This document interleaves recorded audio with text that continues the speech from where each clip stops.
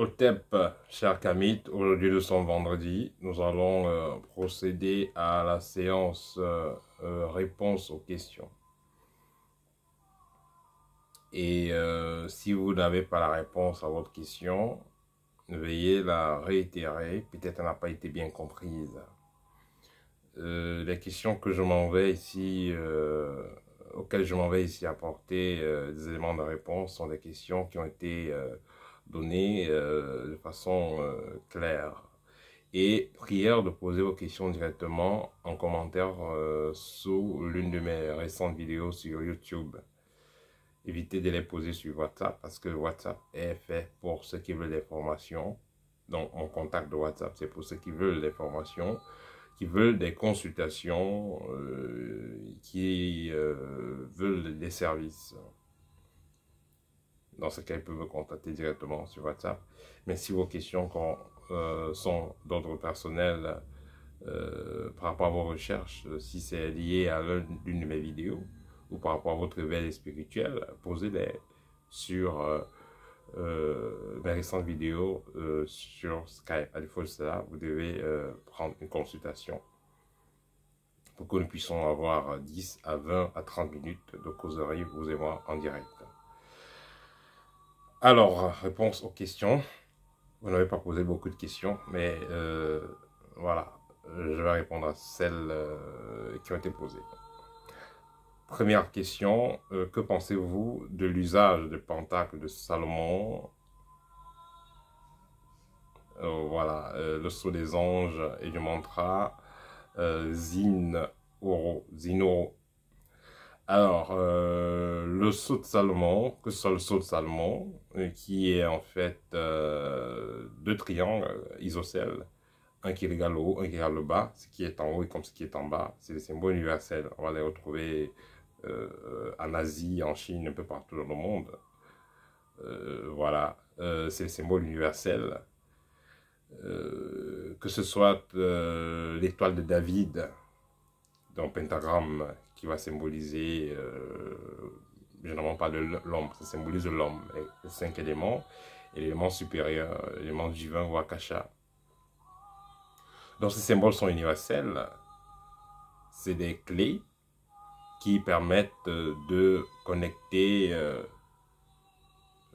le chercheur ou celui qui fait les incantations à des plans de conscience supérieurs. C'est des clés qui permettent d'avoir accès à des hauts plans vibratoires neutres, je dirais.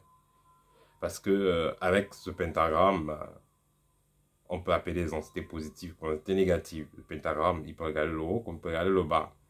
L'hexagramme ou alors le pentacle de Salomon, il y a un côté qui regarde le haut, un côté qui regarde le bas. Donc c'est neutre.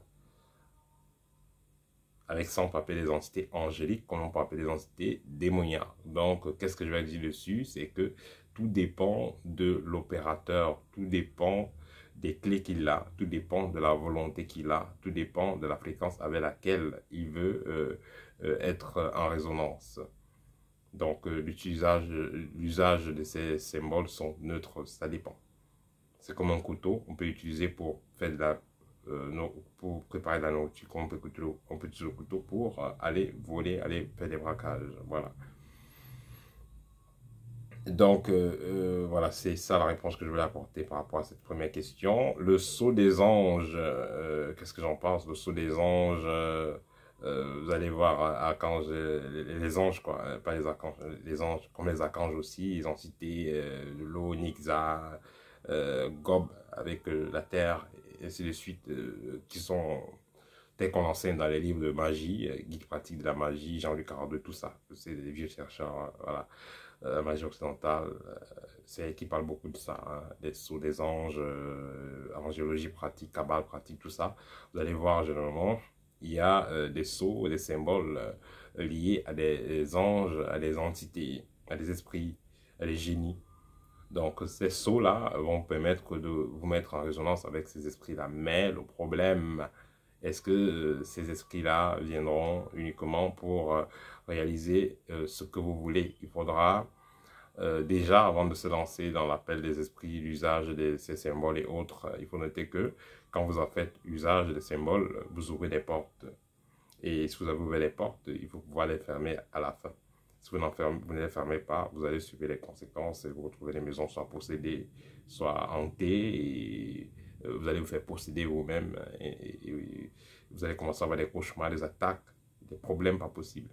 Donc, il faudra faire attention avec ce que vous faites comme rituel. Il y avait des symboles que vous allez utiliser. Le mantra Zinuru, qu'est-ce que je pense de ce mantra? Moi, ce que je vais dire, c'est que faites attention avec les mantras aussi.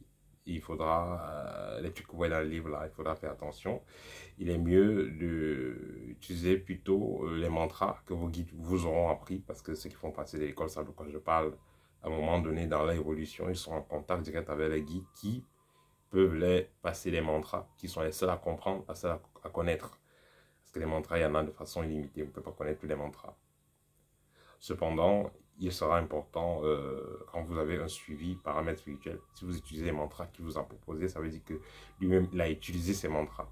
Ce n'est pas les mantras que vous allez voir dans les livres, où personne n'est responsable de ce que ça donne, ou sur Internet, personne n'est responsable de ce que ça donne. Vous ne savez pas. Ça vous connecte à quoi? Donc, il faudra faire attention par rapport aux mantras que vous utilisez. Utilisez plus ce que vous maîtrisez, ce que vous comprenez.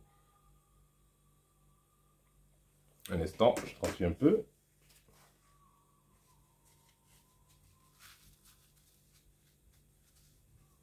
Voilà, désolé. Voilà, on va continuer. La question suivante, c'est une personne qui dit qu'elle a le corps qui bouge seul pendant la méditation.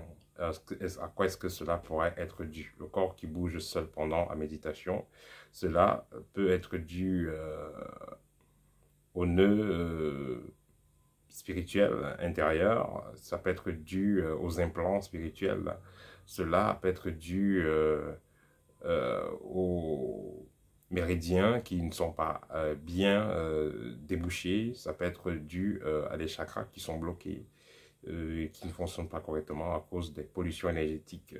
Et qu'est-ce qu'il y a lieu de faire? Il faut juste mieux s'étirer, il faut juste travailler un peu plus sur soi. Et tout va bien se passer, il y aura équilibre avec le temps. Si ça persiste, contactez un spécialiste qui va vous proposer un travail spirituel, ou alors si c'est en présentiel, qui fera un travail sur vous, d'équilibrage d'énergie, et le problème sera résolu. S'il y a la distance qui vous sépare, il faudra que on vous propose un travail particulier, et en suivant ce travail-là, vous allez résoudre le problème et pouvoir rééquilibrer vos énergies. Par la suite, vous n'allez plus avoir le corps qui tremble pendant les méditations. L'imposition des mains. Qu'est-ce que j'en pense? L'imposition des mains, il faudra faire très attention, parce que celui qui vous impose les mains, il est connecté à quoi? Celui qui vous impose les mains vous connecte à ce à quoi il est connecté. Il vous transmet ce qu'il a en lui.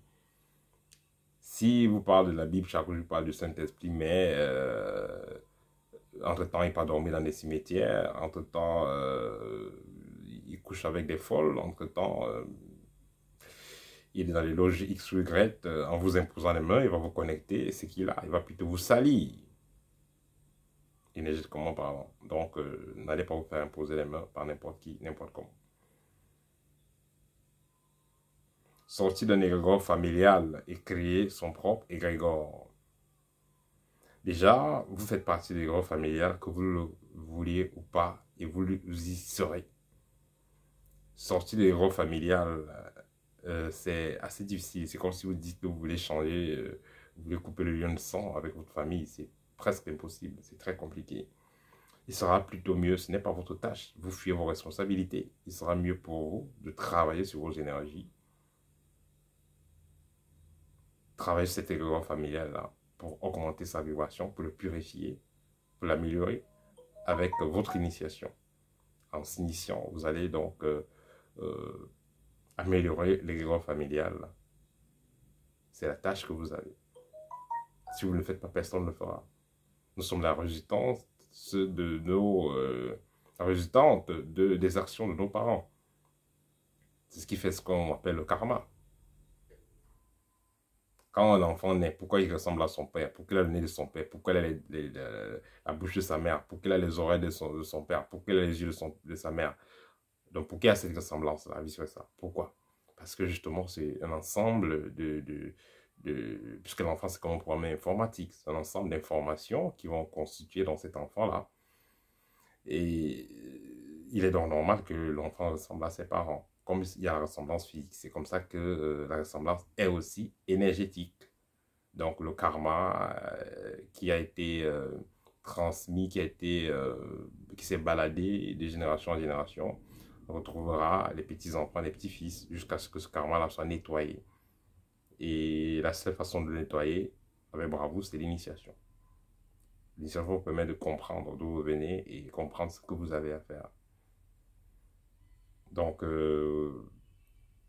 ça sera pas un correct plan que de essayer de se séparer de l'égard familial. Il faut plutôt l'améliorer. C'est votre tâche, vous ne le faites pas, qui le fera?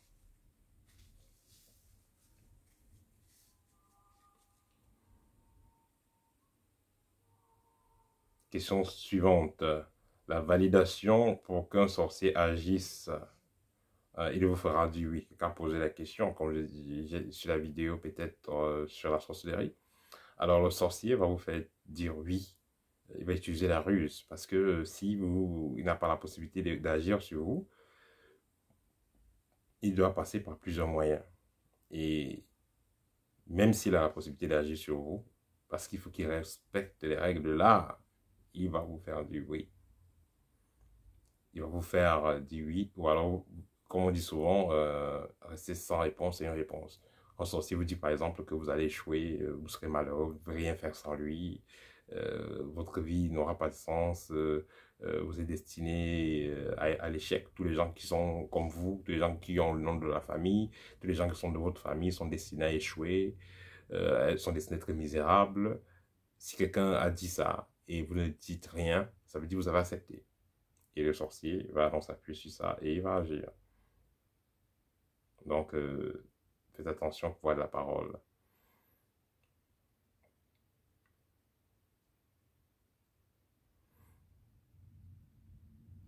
La question revient encore, comment détruire l'égard familial pour ne plus avoir des influences nocives venant de celle-ci. Comme je dis tantôt, vous n'avez pas à détruire l'égard familial, il faut l'améliorer, il faut travailler à améliorer cette énergie-là, cet égard-là. Et vous allez pouvoir changer votre vie et vous ne serez plus influencé parce que c'est une facture à payer. C'est lié au karma. Et si tant que ce karma n'est pas résolu, il y aura toujours problème. Que vous le vouliez ou non, ça vous suivra comme des aimants qui suivent le fer. Donc vous avez à travailler sur vos propres énergies pour améliorer ce karma familial-là. C'est une obligation. Sans cela, vous allez vous allez toujours être influencé par cet égrégore familial-là. Et si on va envoyer à l'égrégore familial les entités qui influencent les membres de la famille. Voilà, pour ceux qui ne comprennent pas ce qu'on appelle ici l'égrégore familial, c'est des entités, des esprits, des entités, les anges et démons qui influencent cette famille. Comme je l'ai dit dans une vidéo, dans chaque famille, il y a des anges et il y a les démons qui vont influencer cette famille-là. Et c'est ça qui va constituer l'égrégore de cette famille-là. Et donc, c'est un peu plus large. On va aussi inclure les ancêtres. On va inclure les ancêtres qui sont dans la lumière. On va inclure les morts de la famille, ceux qui ne sont pas dans la lumière. On va inclure les génies titulaires de la famille, du clan. Tout ça vont influencer, tous ces êtres vont influencer les descendants d'une famille. Et vont constituer donc ce qu'on appelle l'égrégore de la famille.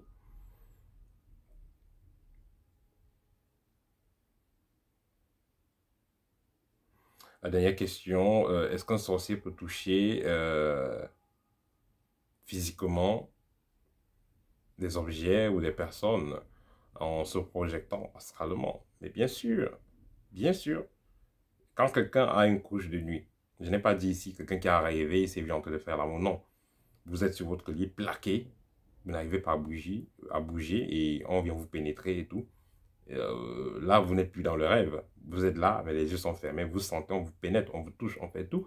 Et votre partenaire, là, votre partenaire n'arrive pas Elle ne sait pas ce qui se passe. C'est vous seul qui savez ce qui se passe. On vous attache en fait ce qu'on veut de vous sur le lit. Ça, c'est une couche de nuit. Ça, c'est une couche de nuit réelle. Donc, ce n'est pas une histoire que vous avez imaginée. Non, vous êtes couché là. Après, vous vous réveillez en sursaut. Et vous sentez qu'on vous a appuyé physiquement. Vous avez eu le corps qui était paralysé. Vous étiez aplati sur le lit. Ça, c'est une couche de nuit. Alors, qu'est-ce qui s'est passé? Le sorcier, avec son corps énergétique, a pu vous appuyer. Il a pu vous influencer. Vous avez senti des pénétrations. Donc, c'est-à-dire que ce que vous avez senti, c'était physique. Vous avez senti physiquement comment vous touchez. Donc, le corps énergétique est compté dans le corps physique. Quand on va aller un peu en profondeur. Donc, c'est une façon de dire que le sorcier, avec son corps énergétique, agit sur la matière. Et pour finir, quand vous voyez des gens faire de la télékinésie, déplacer des objets, qu'est-ce qui fait ça? C'est le corps énergétique, ce n'est pas la pensée. C'est le corps énergétique. Voilà, c'est pas la pensée, c'est le corps énergétique. Et je le démontre souvent pendant les stages aussi, essayer de toucher les gens à distance. C'est le corps énergétique qui agit à ce niveau-là. C'est pas la pensée, voilà. Donc avec ce corps énergétique, vous pouvez déplacer des objets. Une fois que vous avez projeté ça assez dans une longue distance, également, vous pouvez aussi déplacer des objets. Voilà. Ça, c'était la séance réponse aux questions numéro 21. Si vous avez d'autres questions, n'hésitez pas à les poser au cours de la semaine et je me ferai un plaisir d'apporter un élément de réponse le vendredi prochain. Pour ceux qui sont intéressés par la formation, allez dans le site www.kamit avec KS à la fin. Ceux qui sont intéressés par le livre libre qui vous donne des techniques pratiques et simples, les éléments naturels que vous pouvez vous en procurer un peu partout dans le globe, avec des plantes et des écorces naturelles dont vous avez besoin pour les délivrances, que ce soit ceux qui ont les totems dans le corps, les entités négatives qui les polluent, les scories et tout ça. Ce livre vous donne des techniques pour vous soigner vous-même sans avoir besoin à faire appel à un maître ou à un gourou ou à qui que ce soit. Ce livre vous donne des astuces, des plantes, des pierres et tous les éléments qu'il faut pour protéger votre environnement, protéger votre aura et être à l'abri, bien évidemment, des attaques et autres problèmes liés à la spiritualité. Tout en commençant, bien évidemment, par vous libérer. C'est pourquoi le titre de ce livre, c'est « Livre ». Donc, il n'en reste plus beaucoup d'exemplaires, parce qu'on en produit au fur et à mesure. Voilà, et le livre Art de rayonner est déjà aussi presque prêt. Donc, d'ici la semaine prochaine, je vais faire une publication où je vais présenter ce livre. Voilà, à très bientôt chez Kamit, au TEP.